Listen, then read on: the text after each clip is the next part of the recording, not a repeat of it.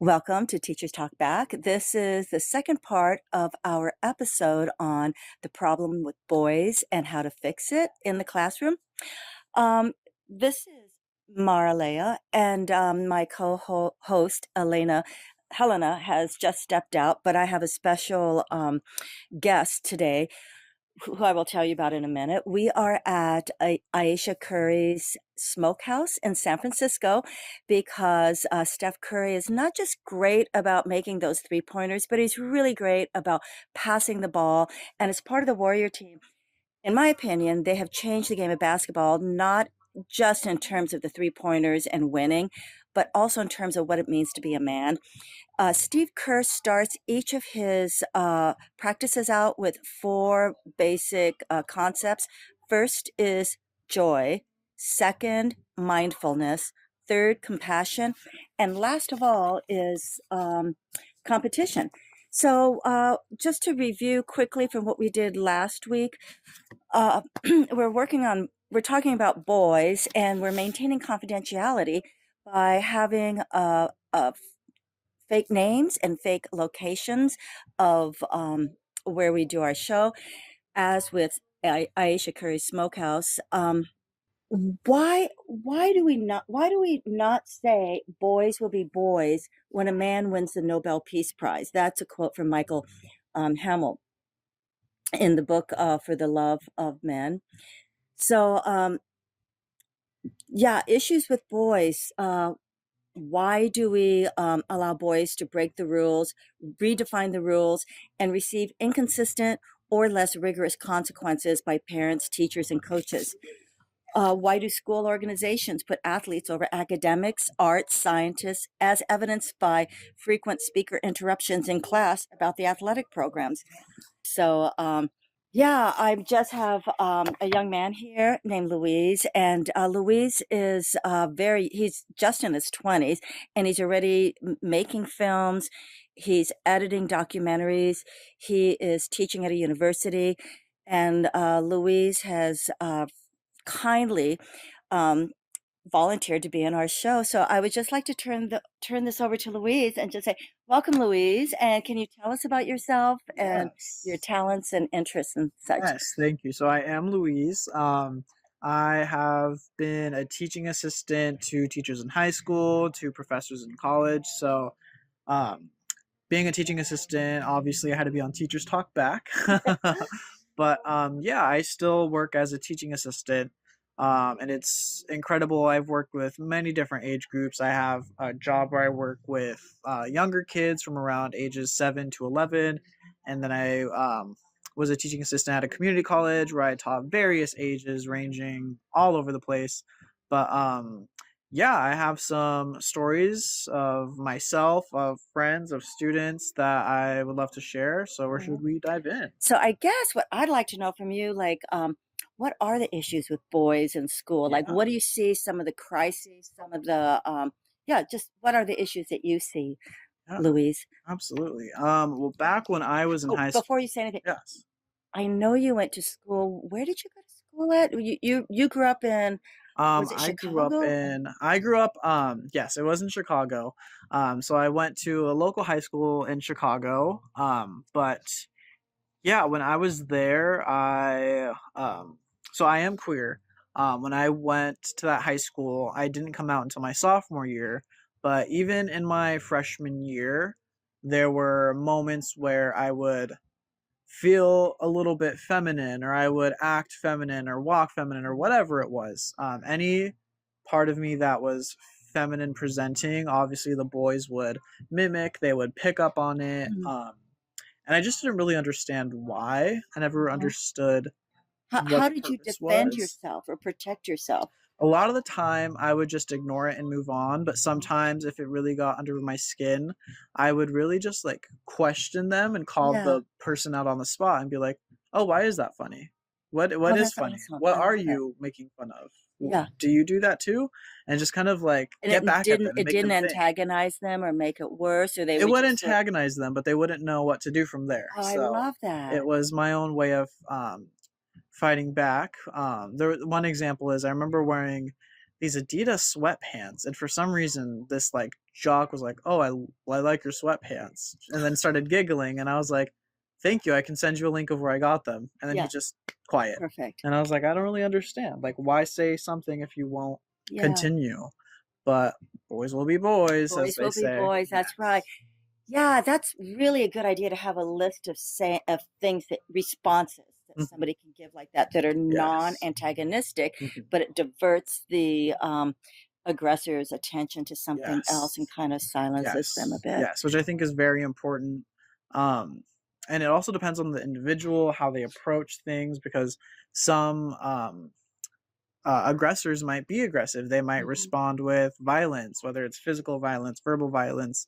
And it's just about knowing yourself, your own limits in the sense of Uh-huh. how far to go to call someone out to protect yourself without getting hurt in the process. That's so smart Mhm. to know your limits so that you Yes. feel good about whatever you did, you know your Yes. limits, like what you can do Mhm. and what you can't do. Yes, because sometimes teachers might look the other way depending on who that student is that's doing the Yeah. bullying. If it's the homecoming king, a popular jock, or a student, the valedictorian, they might Uh-huh. look the other way because they don't want to jeopardize that school's reputation. So you saw at your high school a little bit of rules changing depending on who the boy was, Yes. eh, Oh, definitely.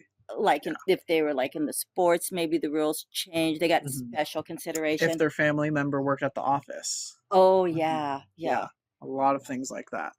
Um, but yeah, I remember a lot of it depends on essentially the reputation that that student has, Mhm. because I remember in my freshman year, uh, there was this boy who sat at my desk, and he was a goofball. He was a little rowdy, a little distracting from the class, but nonetheless, he was a good kid. He was Mhm. nice. Mhm. But I remember one day he came into the English class. It was right after lunch, and he was just a little too high energy. Mhm. And I remember that teacher in front of the entire class asked to sniff the boy's Gatorade bottle, and all of us were a little Oh. confused.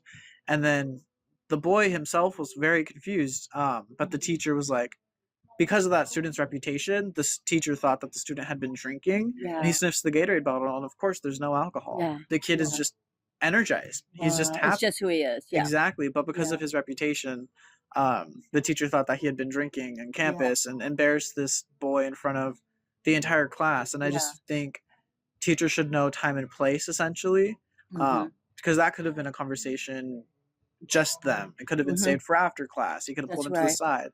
Yeah. So at some point, it's almost like, do teachers intend to embarrass the students Mhm. almost? Mhm. But Yeah, again, that's always not appropriate to yeah, do that. Yeah, you had said something that, when you start well, you that you came out when you were a freshman. sophomore year, Oh, a sophomore year. sophomore, Yeah, thank yeah, you, excuse me, he did, Louise, that you came out when you were a sophomore, yeah. Mhm. and that the school was a little bit more jock-ish in the traditional way your freshman year, but Yeah, then it shifted. I found that fascinating, and yeah. the year it shifted would have been about 2022. About 2020. About 2020, it 2020. shifted from being Yeah. more jockish to being more inclusive, like, even the athletic programs were like that? Yeah, it was so my freshman year, there was one male cheerleader, and he was gay. Uh-huh. Um, and then Was he picked on or anything like that, or I just don't think so. I think okay, he was alright. pretty popular, Yeah, but I don't know about the years before because I wasn't there. yeah. So to my knowledge, he wasn't senior year. 'Cause of course seniors are untouchable. That's right, exactly, they're So untouchable, for sure. but, when it came to my junior year, I noticed over every year as I was, becoming, like, sophomore, junior, I noticed less and less of the tall, muscular jocks, of the Uh-huh. blonde cheerleaders, and I noticed, like, less and less of that, and it was more, like, different bodies, different shapes, different colors Yeah, in these teams on the football team, lacrosse team, whatever it may be, and then by the time it was my senior year of cheerleading, actually, there were girl football players, there that is were so cool. two boy cheerleaders, but Wow. the two boy cheerleaders were allowed to cheer, but they constantly benched the girl football players. Hmm. Yeah, I think they were only allowed to play like the last 5 seconds of each Oh, game, which okay. was interesting. Yeah, that is But interesting. at least girls were on the team. There That's right. were no like it was not up for discussion that girls could be on the team before, so it was nice to see that at least some change was Yeah. starting. Yeah, Um, but yeah. yeah. Oh, that's awesome. So, and you also had mentioned to me, Louise, that you always had teachers that you could go to if you needed help. Like Yes, that's a yes, huge piece. I feel like for every student in school, yes. Yeah, but a you lot. had a way of articulating Mhm. your needs. You're very articulate. You have a gift like that, articulating your needs to teachers, and Yes, teachers yes. responded with good Yeah, support. absolutely.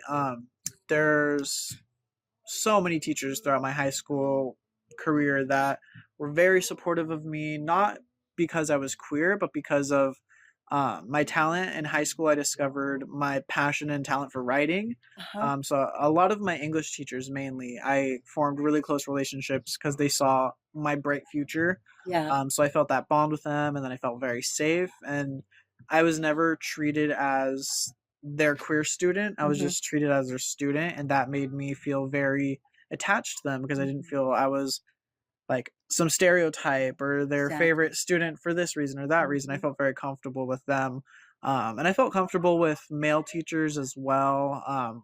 They just weren't as very come to me if you have any problems Uh-huh. Yeah. as the That female tends not to teachers. be your Yeah. typical male. Yeah, Yeah. but some teachers were very kind, and we had an openly queer teacher my senior year, which was Oh, or great. there was a few, I think. There was maybe Mhm. 2. I think 2, but, yeah, it was nice to see that, and I think that might be a reason why more kids started to come out because they saw queer teachers, um, and I think it just became sort of like this open space to be who you are by the time it was at my senior year.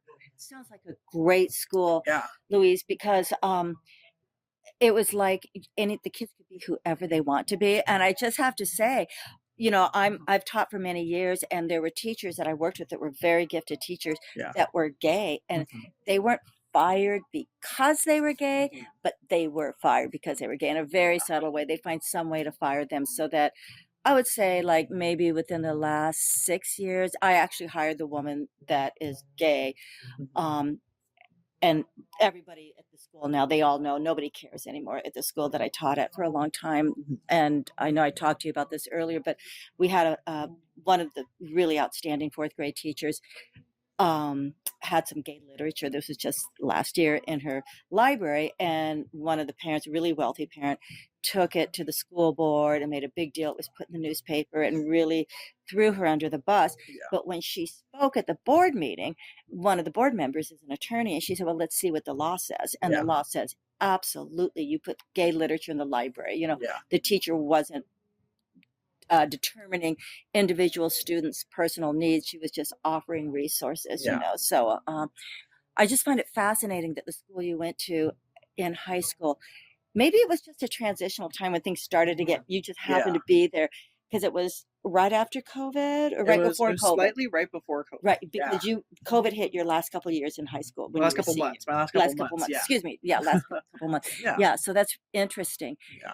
So, yeah, so the what would you recommend to teachers and schools in terms of making sure that boys are being given the positive strategies to be successful men Mhm. without having overestimations of who they are, having angerness, Yes. having to be retaliative? Yes. I think teachers in schools should just try to understand the situation and the circumstances and the position that the boys are in. Every boy is different. They have different things that are going on in their lives. Like the boy with the Gatorade bottle, for example, Hmm. he had probably stuff going on at home. So Hmm. maybe that's a reason why he acts the way he is. And I think it's just about that approach. By approaching the student, accusing him of drinking, that he's going to retaliate. That's Hmm. upsetting. Hmm. But approaching the student in a different way, being like, "Hey, you're very high energy. You're rowdy. It's distracting the class. Hmm. What can we do to put that energy elsewhere? There's other Hmm. clubs you can do, things you could Yes, do." I think yes. just understanding every boy is different Hmm. and creating an environment where they can be heard and they can be understood and that there are alternatives to actions. Hmm. That's Yeah. outstanding because if every child in high school Mhm. knew how to reach out to teachers and build a Mhm. safe space for themselves the way you clearly knew how to do, Mhm. it would be so much easier for Absolutely. those kids to make it through high school rather than retreating into their own little world and not really having Yeah. anybody aware of what their needs are. But it takes teachers that will listen and do Absolutely. that. What about at the district and school-wide level, like how schools are run, like maybe with an emphasis on the athletic program, or it could even be Christian-based middle class emphasis. Do you Mhm. see anything there, Louise, that you? I think the athletic boys are definitely like they represent the school in the sense Mhm, of how they perform in their athletics. So, football players, your star quarterback or whoever, you obviously want to keep them on the team. They represent the school well. They're winning the games, taking mhm, the championship, whatever. mhm, So, I think because of their performances in athletics, they can get away with a lot more mhm. because if you reprimand them, if you punish them, that's going to impact the football team, which Exactly. overall is impacting the image of the school itself. Yes, yeah. So I do think athletes can somewhat get away with a little bit more. Mhm, Um, but I have seen teachers academically challenge athletes and kind of like tell them, hey, like if you can't keep this GPA, you're not going to be able to play in your game or whatever. mhm.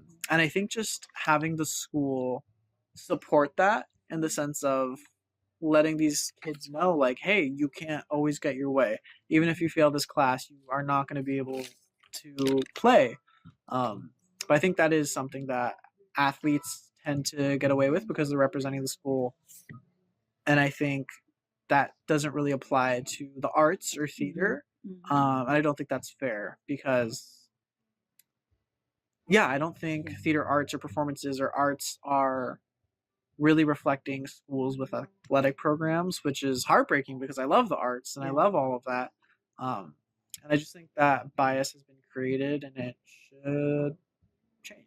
that's right. I couldn't agree more. Like electives are so important. Mhm.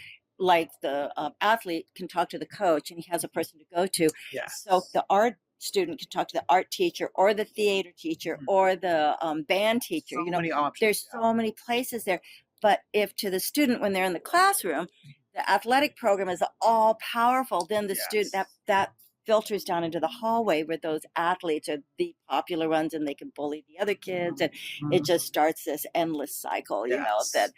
um, shouldn't really happen. Yeah, and I even remember at my high school, they gave like all the football team and sports teams like these coupon books to hand out and to sell in order to Mhm. get fundraising We for the did those too. sports. Yep. Yep. Yep. But when it comes to the arts, they have to make their own bake sales. They have to raise their Oh, own money their own way. They're not given um that key, that step, that yeah. first step. They have to Mhm. make their own first step.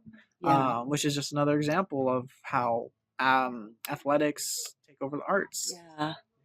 This is kind of a big question, Louise, and you can tell me what you think. But what about when something really bad happens and the underside of that, like how you make something brilliant and creative from it? Like that's kind of what I see women have done in a bit, Mhm. uh, and by showing another side to history or another side to art. And I feel like the gay population is doing it big time right now. Mhm. But I didn't know if there was anything that happened like in the hallway in the school, a way to kind of, uh, I don't know, something like that that you've seen as a student where something was really hard for you and it was kind of devastating, but you flipped it around somehow.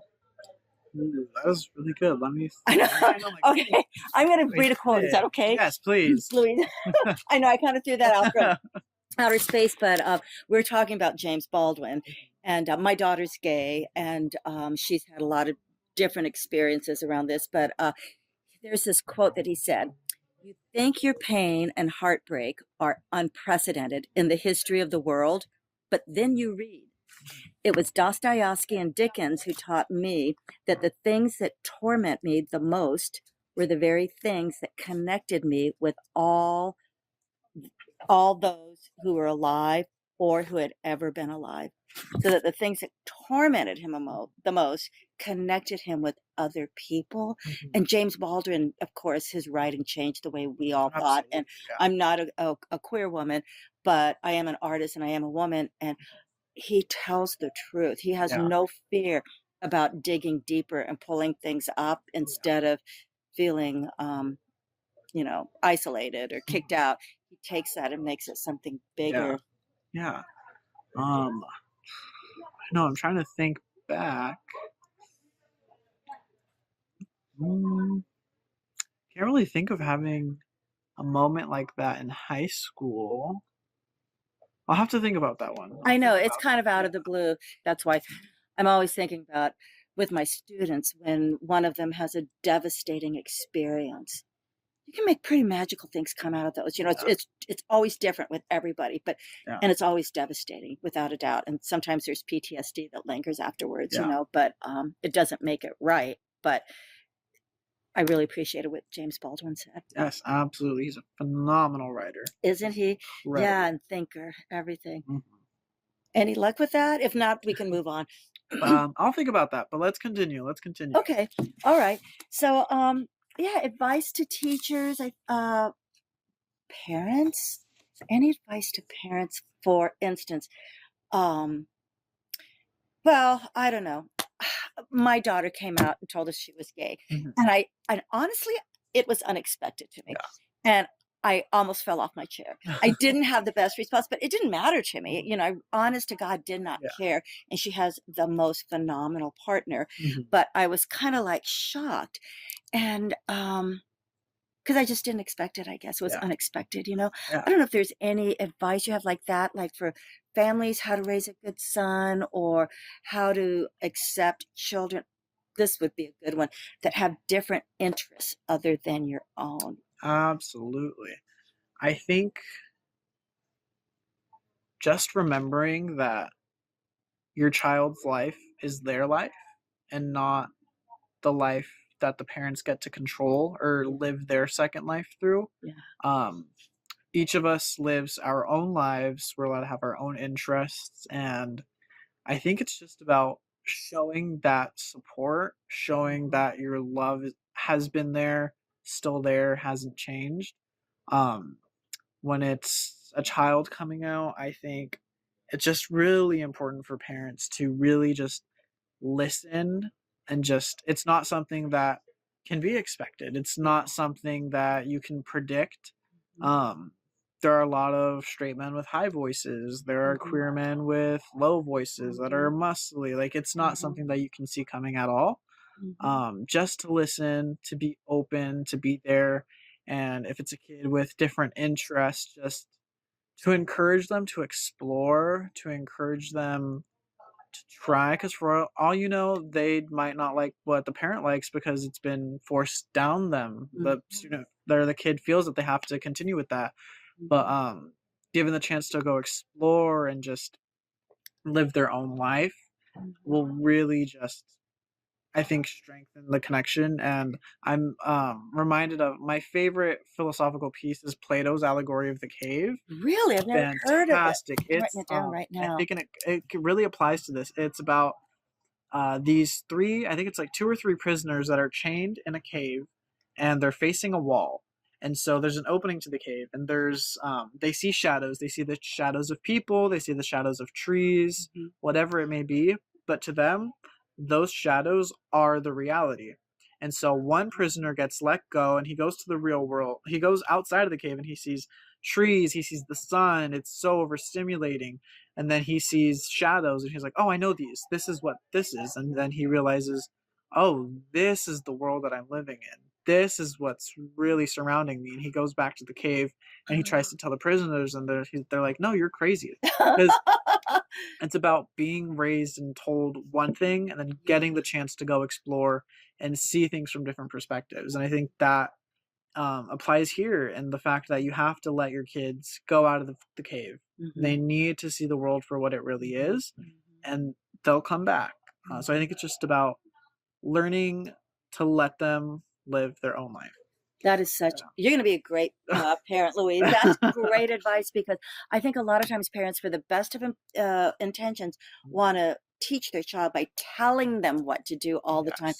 instead of developing the critical thinking piece, Yes. asking questions, observing. Leonardo Yes. Da Vinci said observation was the fastest way to knowledge, Yeah. science, the arts, like learning how to observe, learning how to ask questions, look for the evidence, Mhm. and give your child ideas, but give your child the freedom so that they can Yes. go out and do what they want and not